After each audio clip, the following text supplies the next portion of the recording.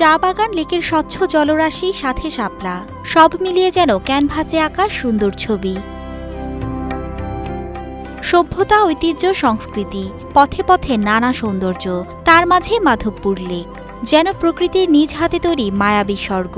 উপরে নীলাকাশ, নিচে স্বচ্ছ জলরাশি, আর সেই জলে ফুটে থাকে অজস্র নীল শাপলা। লেকে অনেক সুন্দর সুন্দর ফুল এবং পাশাপাশি পাহাড়ের টিলাই হচ্ছে চা বাগানটা। লেক পাড়ে এসে আমরা যখন পাহাড়ের উপরে উঠেছি, ওখানকার যে ভিউটা এবং যে প্রাকৃতিক বাতাস, এত সুন্দর বাতাস এবং এত সুন্দর ভিউ, যেটা আমাদেরকে মনোমুগ্ধকর করেছে। মৌলভীবাজারের কমলগঞ্জ উপজেলার মাধবপুর ইউনিয়ন, সেখানেই মাধবপুর লেক। সুউচ্চ পাহাড়ে সবুজ চা বাগানের মাঝখানে অবস্থান। লেকের অপূর্ব মায়া, ছায়া সুনিবিড় পরিবেশ, শাপলা শালুকের উপস্থিতি আর পাখির কলতান আরও বাড়ায় মুগ্ধতা।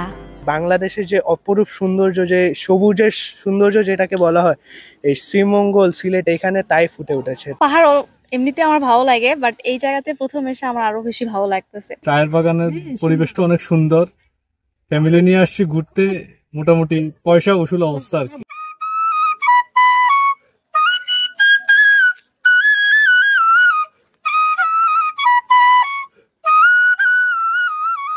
লেকের প্রবেশ মুখে বাঁশির সুর তুলছেন স্থানীয় কৃষ্ণবাসীওয়ালা।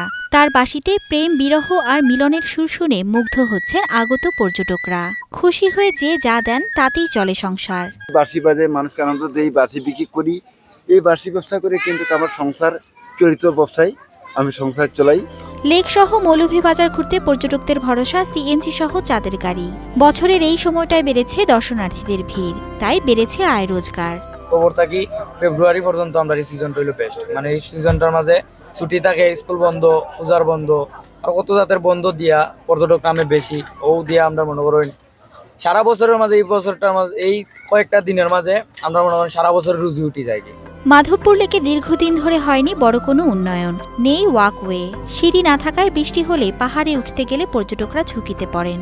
লেকটা ন্যাচারাল ভাবে যা আছে তাই আর কি, আজকে প্রায় বিগত 10-15 বছর থেকে লেকটা এরকমই আর কি।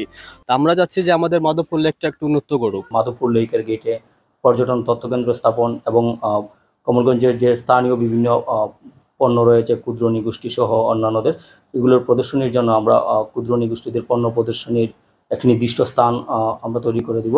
এর মাধ্যমে আমাদের কমলগঞ্জ উপজেলার পর্যটন শিল্প আরও এগিয়ে যাবে। ন্যাশনাল টি কোম্পানির মাধবপুর চা বাগানের 11 নম্বর সেকশনে অবস্থিত এই লেক, চা শ্রমিকরা এটিকে ড্যাম বলে চেনেন। Desk report, star news.